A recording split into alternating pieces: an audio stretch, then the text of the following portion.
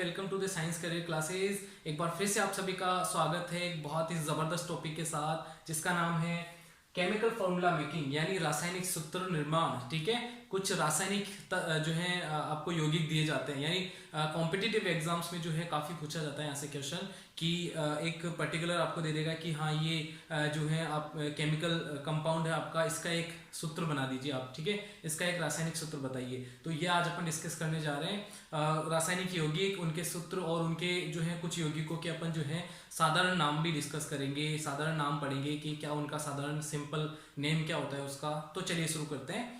तो एक बार वीडियो को शुरू करने से पहले आप लोग जो है चैनल को जाके प्लीज़ एक बार सब्सक्राइब कर दें और लाइक का जो है लाइक ज़रूर कर दें वीडियो को।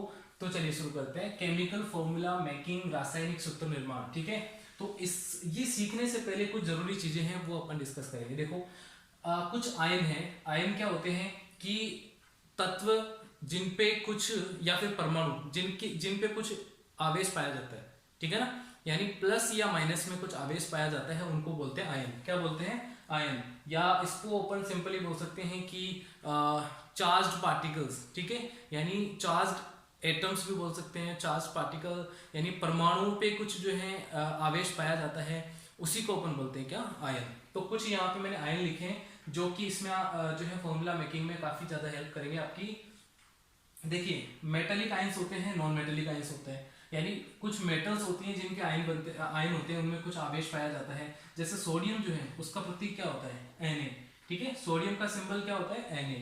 और ये जो है एक इलेक्ट्रॉन त्याग देता है। मैंने जो है आपको वैलेंसी जो है आवर्त सारणी, पिछला वीडियो जो था इसका सेकंड पार्ट, उसमें जो है मैंने बताया आपको वैलेंसी कैसे निकालते हैं। ठीक है, यानी ये जो है एक इलेक्ट्रॉन डोनेट कर देता है, इसलिए प्लस इस पे चार्ज आ रहा है। तो इन सभी पे जो है प्लस का चार्ज आ रहा है। इसका मतलब ये होता है मेटल्स हमेशा इलेक्ट्रॉन डोनेट करती हैं। क्या करती हैं? डोनेट करती हैं। तो सोडियम एक इलेक्ट्रॉन डोनेट कर रहा है, इसका मतलब इस पे +1, यहाँ भी +1 +1 +1 +2।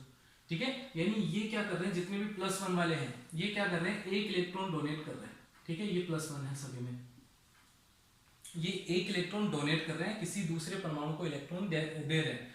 क्यों दे रहे हैं? क्योंकि स्थायी होना चाहते हैं, यानी ये परमाणु जो है स्थायित्व प्राप्त करने के लिए इलेक्ट्रॉन को त्याग रहे हैं। ठीक है, तो इन सभी में +1 का मतलब हो गया ये एक इलेक्ट्रॉन डोनेट कर रहे हैं। यहाँ +2 का मतलब है कि ये सभी 2 इलेक्ट्रॉन डोनेट कर रहे हैं। क्या कर रहे हैं? 2 इलेक्ट्रॉन डोनेट कर रहे हैं अपना ऑक्टेट जो है कंप्लीट करने के लिए, या फिर अपना स्थायित्व पूरा करने के लिए। ऑक्टेट में आपको अलग से पढ़ाऊंगा कि ऑक्टेट क्या होता है, ऑक्टेट रूल किस तरीके से लगता है, वैलेंसी कैसे निकालते हैं। ठीक है, अभी केवल इनकी वैलेंसी यही होती है, वैलेंसी संयोजकता। ठीक है, यही होती है, जो इस पे चार्ज है ना, यही इनकी संयोजकता है, यही काम का है। ठीक है, तो ये आप ध्यान रखिए। +3 का मतलब हो गया ये दोनों क्या कर रहे हैं? 3-3 इलेक्ट्रॉन डोनेट कर रहे हैं। ठीक, तो ये इनकी संयोजकता बोल सकते हैं, आप वैलेंसी बोल दो या इनका चार्ज आवेश बोल सकते हैं। ठीक है, नॉन मेटेलिक जो है कुछ आयंस भी होते हैं, जैसे हाइड्रोजन का हाइड्रोजन +1 डोनेट करता है। ठीक है, और ये माइनस मतलब ले भी सकता है एक इलेक्ट्रॉन।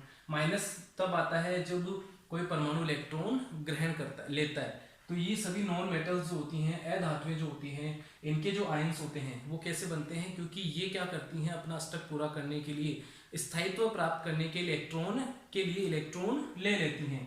तो ये जो माइनस आपको दिख रहे हैं, ये माइनस वाले, ये क्या कर रहे हैं? एक एक इलेक्ट्रॉन ग्रहण कर रही हैं। और ये -2 वाले क्या कर रहे हैं? 2-2 इलेक्ट्रॉन ग्रहण कर रहे हैं। 3 वाले -3 वाले 3 इलेक्ट्रॉन ग्रहण कर रहे हैं। माइनस का मतलब होता है कि इन्होंने अपना अष्टक पूरा करने के लिए इलेक्ट्रॉन ग्रहण किया हुआ। ठीक है, इसीलिए इनके माइनस आता है। प्लस का मतलब इसने एक इलेक्ट्रॉन डोनेट कर रखा है। ठीक है, हाइड्रोजन एक अपवाद है, क्योंकि ये आवर्त सारणी का अपवाद है। ठीक है ना, तो ये जो है कब कुछ गुण तो इसके धातुओं की तरह, कुछ क्या है अधातुओं की तरह, इसीलिए। Polyatomic ion polyatomic ions. तो पॉलीएटॉमिक आयन जो हैं वो क्या होते हैं कि उनमें एक से ज्यादा परमाणु साथ में जुड़े हुए हैं और उस पर कुछ आवेश पाया जाता है। ठीक है, जैसे अमोनियम NH4+ बोलेंगे, हाइड्रोक्साइड को OH-, नाइट्रेट को NO3-, हाइड्रोजन कार्बोनेट को आप बोलेंगे HCO3-, कार्बोनेट को बोलेंगे CO3-, 2-।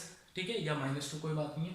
सल्फेट का SO4 2-, फिर है sulphide SO3 2-, phosphate PO4 3-, cyanide CN-। तो इस तरीके से ये पॉलीएटॉमिक आयंस भी हैं, नॉन मेटेलिक आयंस भी हैं और मेटेलिक आयंस भी हैं, जो कि काफ़ी ज़्यादा इंपॉर्टेंट बनते हैं, आपको बहुत ज़्यादा हेल्प करने वाले हैं, बहुत ज़्यादा हेल्प करेंगे ये आपकी।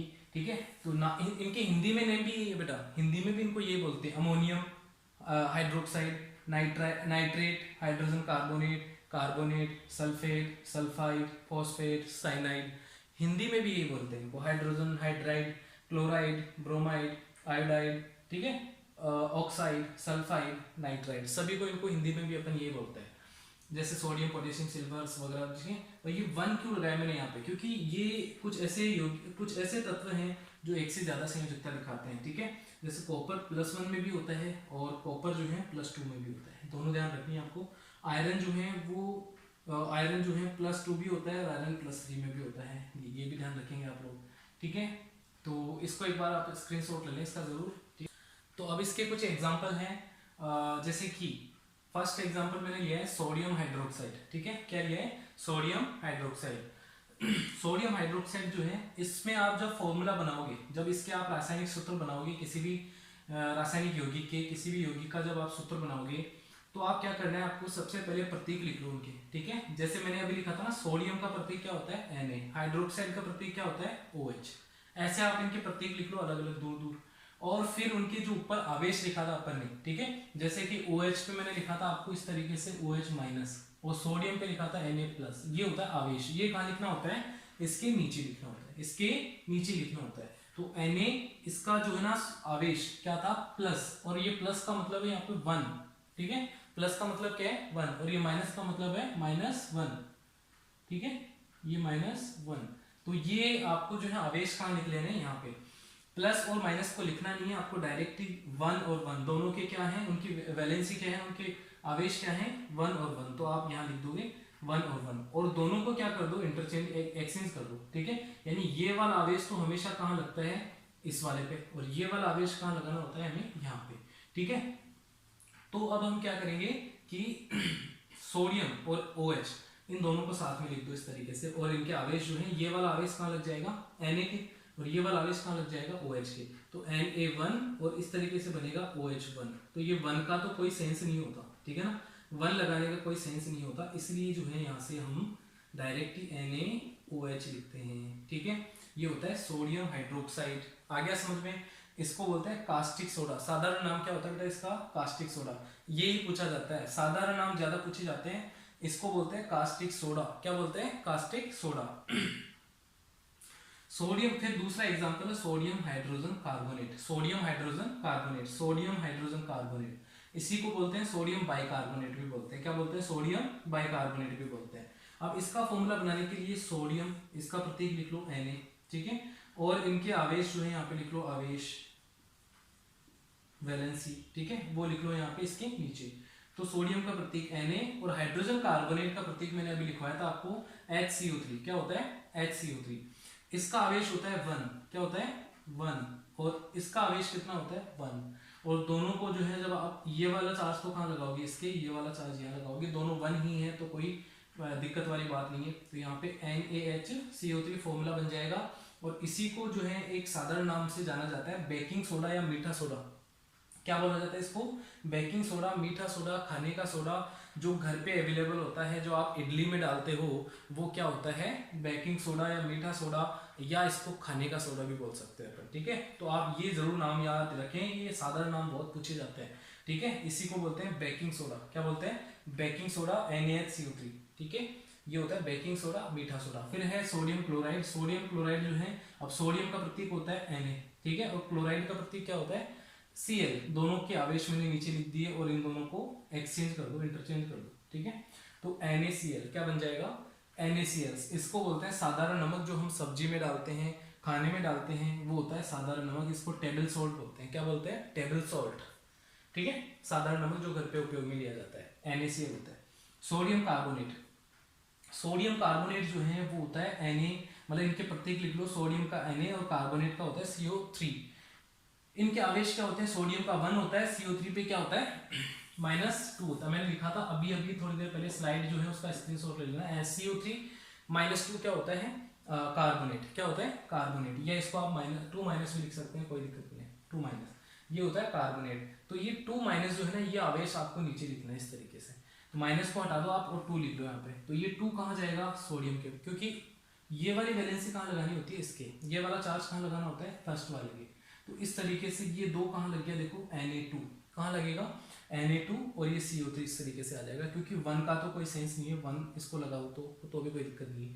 तो Na2CO3 बन जाएगा, इसको बोलते हैं सोडा एस। क्या बोलते हैं, सोडा एस। फिर है एक सोडियम हाइड्राइड, सोडियम हाइड्राइड, और हाइड्राइड का लिए मैंने बताया था, हाइड्राइड होता है H-, क्या होता है, H-, यानी ये -1 है यहाँ पे, ठीक है। तो सोडियम का सिंबल क्या होता है, Na, हाइड्राइड का होता है H, दोनों पे आवेश 1 होता है तो NaH बन जाएगा, ठीक है। Next example magnesium hydroxide. अगला एग्जांपल क्या है, मैग्नीशियम हाइड्रोक्साइड, और इसका फॉर्मूला कैसे बना, देखो मैग्नीशियम का सिंबल हो जाएगा इसका प्रतीक Mg, OH यानी हाइड्रोक्साइड क्या होता है, OH। मैग्नीशियम की वैलेंसी या चार्ज होता है +2, Mg+2 हम लिखते हैं ऐसे, ठीक है। तो ये +2, और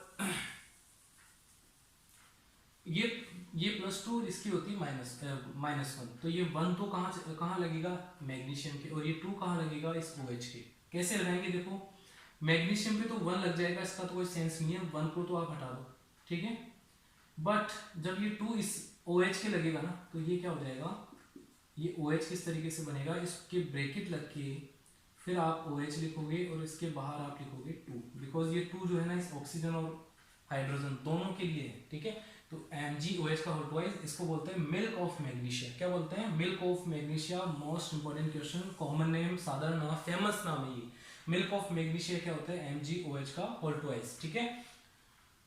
फिर है ये एंटासिड के, एंटासिड में जो है यूज में आता है, ये आपको अगली क्लास में मैं इनके यूजेस भी लिखवाने वाला हूँ, तो आप वो देख लेना एक बार। कैल्शियम कार्बोनेट, कैल्शियम का सिंबल होता है Ca, कार्बोनेट का होता है CO3, दोनों की वैलेंसी होती है 2 यानी चार्ज दोनों पे क्या होता है 2, तो आप दोनों को कैंसिल कर सकते हैं डायरेक्ट, और क्या लिख दोगे, CaCO3, क्या बन जाएगा, CaCO3। इसको बोलते हैं संगमरमर, चौक, चूना पत्थर, ठीक है। मार्बल जो होती है उसका फॉर्मूला क्या होता है, CaCO3, ठीक है, कैल्शियम कार्बोनेट। इसी तरीके से कैल्शियम हाइड्रोक्साइड CaOH का होल ट्वाइस बन जाएगा, इसको बोलते हैं बुझा हुआ चूना, स्लैग्ड लाइम।